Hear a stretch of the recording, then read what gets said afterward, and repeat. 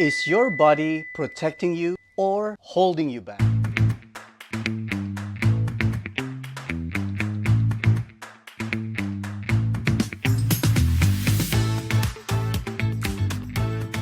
Have you ever noticed that whenever something feels tight, our first thought is, I need to stretch it.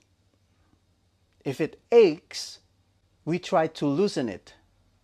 If it feels better afterwards, we assume we've solved the problem. But have we? Or have we simply changed how it feels? Feeling better matters.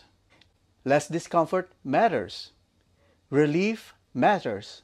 I'm not suggesting otherwise, but here's a question I believe we should all ask. Are you trying to feel better, or are you trying to function better?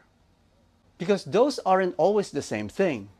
Feeling better is valuable, but feeling better doesn't tell us why you feel better, or whether your body actually functions better. Function tells a different story. Can you squat more comfortably? Can you turn your head further? Can you reach overhead with better control? Can you walk with more confidence? Those changes can be observed. Function gives us evidence. Feeling gives us feedback. Both matters, but they don't mean the same thing. This is one of the biggest differences in how we think at STRH. We don't ignore how people feel, but we also don't stop there. Because health shouldn't be judged by feeling alone. Our emotions, our expectations, even a good night's sleep can change how we feel. That's why we also look at something more objective. Function, function, function. Now, let's ask another question. What if your body isn't trying to stop you?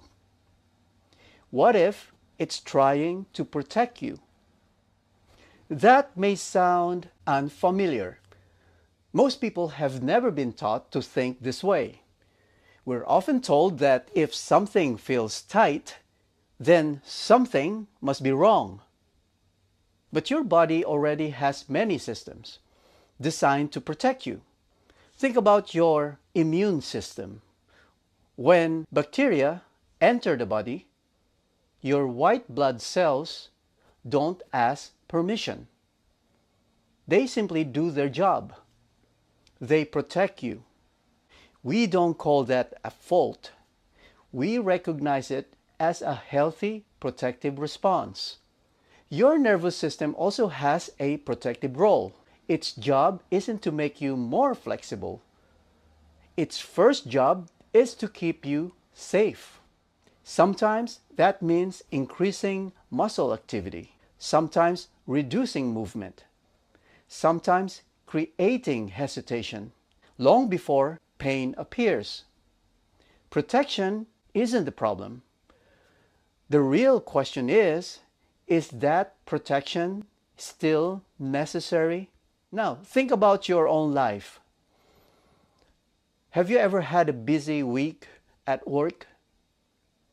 A deadline to meet, constant emails, back-to-back meetings, pressure all day. Without even noticing, your shoulders rise. Your jaw tightens. Your breathing becomes shallower. You didn't decide to do those things. Your body did. Because it believed it needed to prepare. Most people know this as the fight or flight response. It's a brilliant survival system if you're facing real danger. But what if tomorrow brings another deadline? Then another, and another. Over time, the nervous system may begin expecting pressure before anything has even happened. Not because your body is broken, but because it has learned from repeated experience. Now, add another layer. Modern life doesn't just bring emotional stress, it also brings movement repetition. Hours sitting, looking at the screens, typing, driving, using the same movements every single day. The nervous system learns from repetition. Every repetition teaches something. In fact, every experience teaches something. Movement teaches it. Stillness teaches it. Stress teaches it. Recovery teaches it. Your body is constantly adapting to the information it receives. Over time, your usable movement becomes smaller. Some muscles work more than they need to. Others are hardly challenged at all. Some tissues may gradually adapt to that reduced variety of movement. The body isn't failing, it's adapting. This is why simply stretching harder doesn't always solve the problem. If the nervous system still believes protection is needed, more force may simply meet more resistance. STRH takes a different approach. We don't try to fight protection. We try to understand it. Then we communicate with it. Gentle, precise, repeated movement.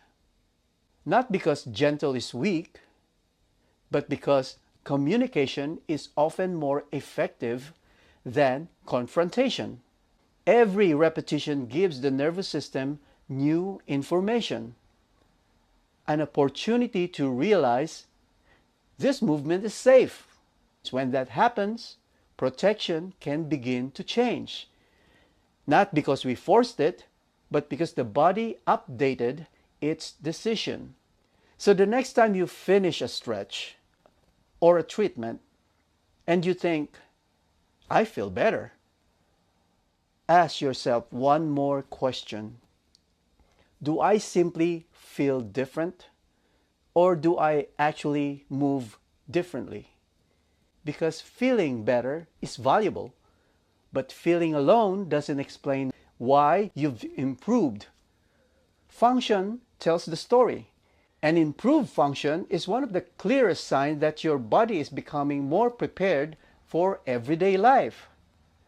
That's what we call readiness. I'm Jayze. This is Stretch the Truth. If this episode challenged the way you think about stretching, movement, and the body, subscribe, because this is only the beginning. Together, we'll explore why the body adapts the way it does, and how understanding those adaptations can change the way we care for ourselves. Until next time, remember, flexibility is not a stretch.